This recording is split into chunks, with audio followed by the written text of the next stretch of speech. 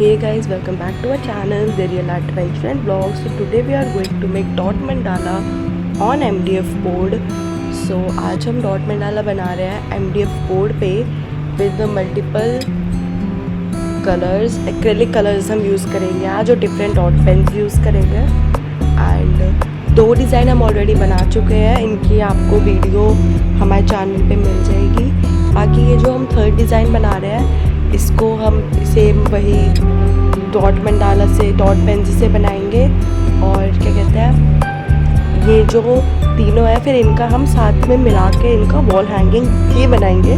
बट उसकी अलग वीडियो आएगी क्योंकि अगर इसमें डाल देते तो बहुत लॉन्ग हो जाती.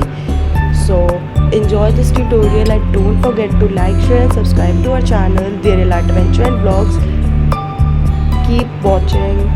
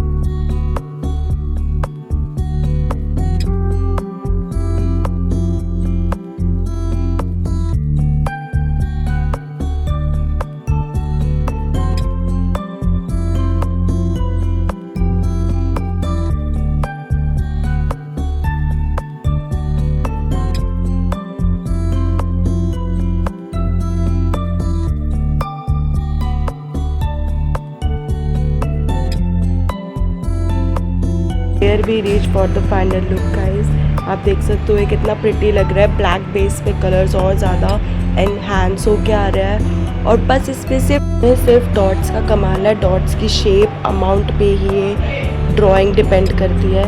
सो enjoy the final look guys, don't forget to like share subscribe to our channel Kerala adventure and vlogs. Thanks for watching, stay tuned for our next videos. Thank you.